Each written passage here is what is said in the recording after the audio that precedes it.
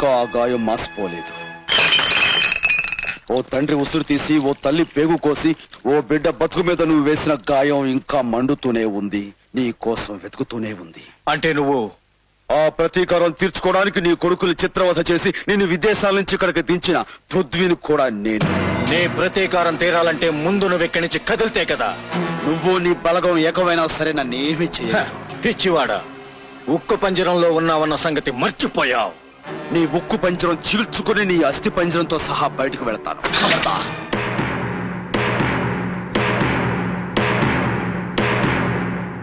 ఏ ఆగిపోయావు? చంపు, చంపు. నువ్వు చంపలేవు, ఎందుకంటే నన్ను కాల్చిన మరుక్షణంలో నువ్వు చస్తావు. ఒక్క బుల్లెట్ నన్ను గాయపరిచే లోపల 10 బుల్లెట్లు నీ శరీరాన్ని తూట్లు చేస్తాయి. నేను మరణం చచ్చిన మనిషినిరా, కానీ నువ్వు డబ్బు మీద వ్యామోహంతో, బిడ్డల మీద ప్రేమతో, చావంటే భయంతో, ప్రాణం మీద తీపితో బతుకుతున్న వీధి కుక్కవి. భయపడకు, నిన్నిప్పుడే చంపను. నువ్వంత సునాయాసంగా సుఖంగా చావటం నాకు ఇష్టం లేదు. బతుకు నీకు నరకం కావాలి, గడిచే ప్రతి రోజు నీకు ప్రాణాంతకం కావాలి, నడిచే ప్రతి క్షణం నీకు యమగండం కావాలి. నిప్పుకి నీళ్ళకి మధ్య పడి సగం కాలిన శవంలా నువ్వు చావుకి బతుక్కి మధ్య నలగలేక కుళ్ళి చావాలి. అందుకే నిన్ను వదిలేస్తున్నాను.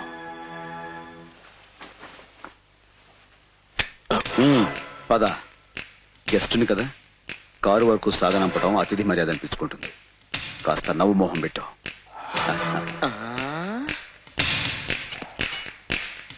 అతిథి మర్యాద. నువ్వు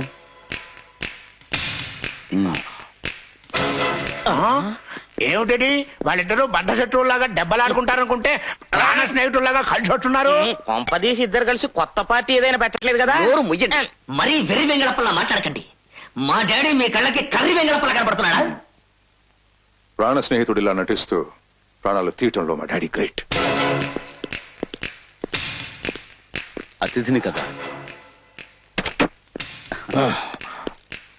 థ్యాంక్ యూ.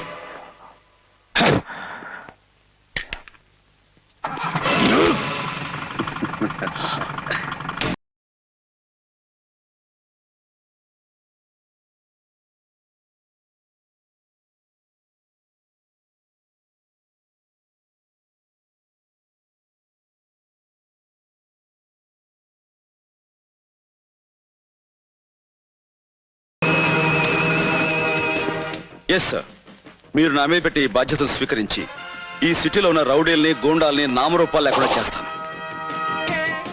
స్వామి, డాన్స్ పాఠాలు నేర్పడానికి ఈ ఊరు వచ్చి నాగమణి దగ్గర ప్రేమ పాఠాలు నేర్చుకుంటున్నాను. ఈ దయ వలన నా కథ సుఖాంతం కావాలి సుమి.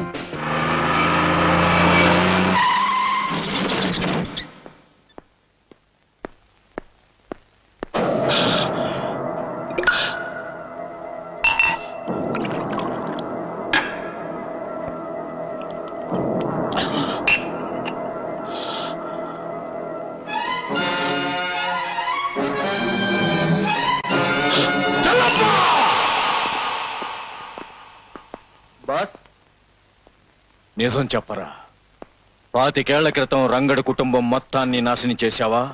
మొత్తాన్ని మంటల్లో కాల్చేశాను బాస్. అప్పుడు అందరూ చచ్చారా? అందరూ చచ్చారు బాస్. చావలేదురా, అందుకే నువ్వు ఎప్పుడు చేస్తున్నావు?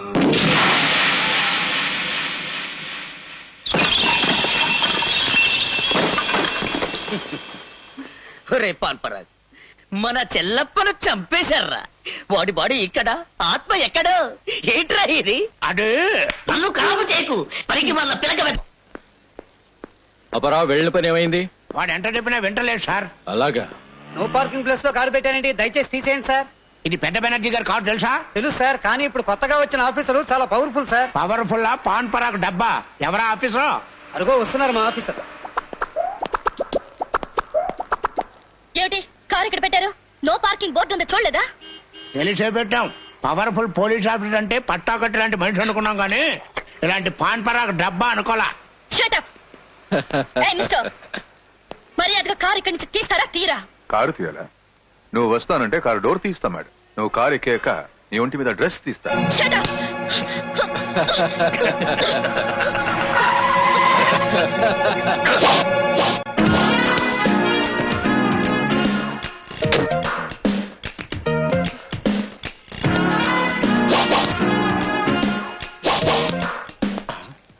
సారు ఆ ఫేస్ ఎక్కడో చూసినట్లేదు. లాఠీతో ఆడుకుంటున్నావు. లాఠీ పవర్ ఏంటో నీకు తెలిసినట్లేదు. మర్యాదగా కారు తీస్తావా లేక లాఠీ పవర్ ఏంటో చూపించమంటావా? తీ కార్.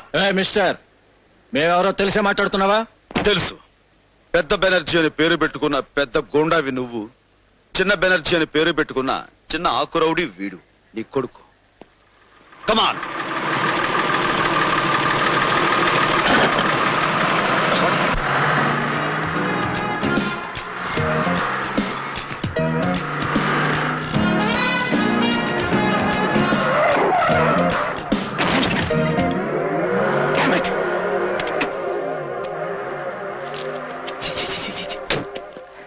చెత్తలో పడేశాడు.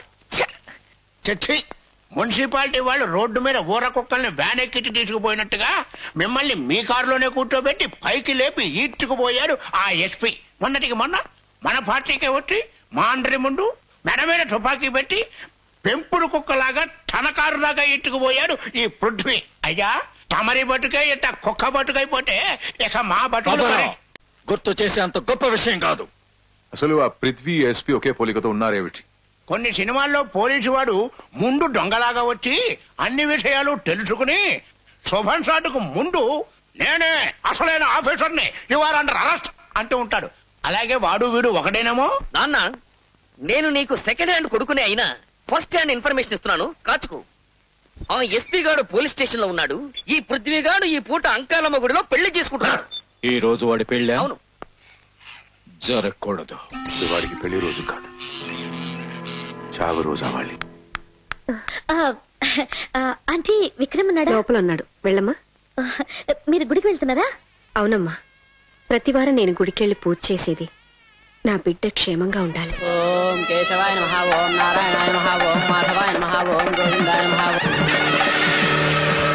మధుసూదనాయ నమః, ఓం త్రివిక్రమ పద్మనాభాయ నమః, ఓం దామోదరాయ నమః, ఓం శంకర్షణాయ నమః, ఓం ప్రద్యుమ్నాయ నమః, ఓం అనిరుద్ధాయ నమః, ఓం పురుషోత్తమాయ నమః, ఓం అశోక్యాయ నమః, ఓం నరసింహాయ నమః, ఓం అనంతాయ నమః, ఓం వినాయకాయ నమః, ఓం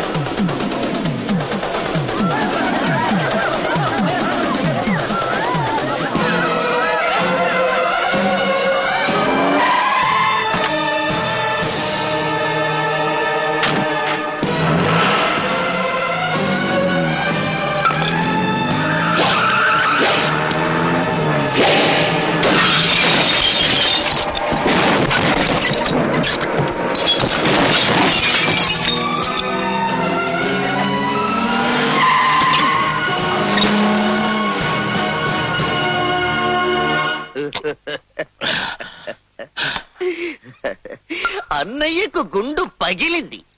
మీ నాన్నకు గుండె రగిలింది. అన్నయ్యకు శారీరక బాధ. మీ నాన్నకు మానసిక వ్యధ. అందుకే డాక్టర్ రామ్మూర్తి అన్నయ్యకు మందిస్తున్నాడు. అందుకే రౌడీ రాముడు మీ నాన్నకి మందు పోస్తున్నాడు. ఇంతమంది బాధలకు కారణమైన ఆ పృథ్వీగాడి పరిస్థితి ఏమిటో? ఏముంది, ఏ బాధ లేకుండా పెళ్ళైపోయింది. చిలక లాంటి ఆ పిల్ల దగ్గరికి శోభన పేరుతో చేరుతూ ఉంటాడు. శోభనమా? ఆ. చిలకతోనా?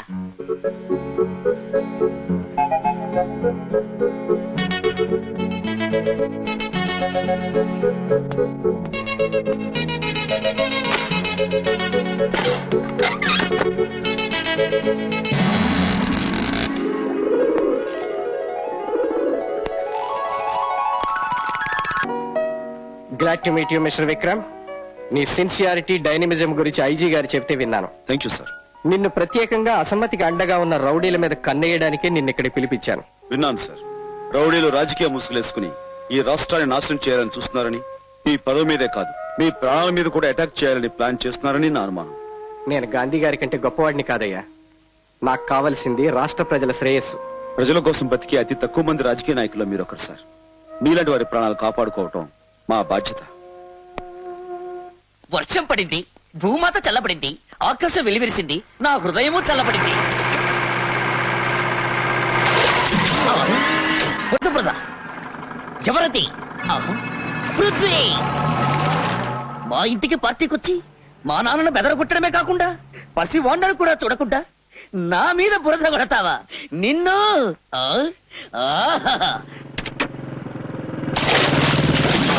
మళ్ళీ బురద, మళ్ళీ వీడవడు. ఇన్స్పెక్టర్ విక్రమ్. అటు వెళ్ళిన పృథ్వీ బురద కొట్టాడని, ఇటు వెళ్ళిన నువ్వు బురద కొడితే అతనే కొట్టాడని నేననుకుంటానని నువ్వెలా అనుకున్నావు విక్రమ్? అబ్బా!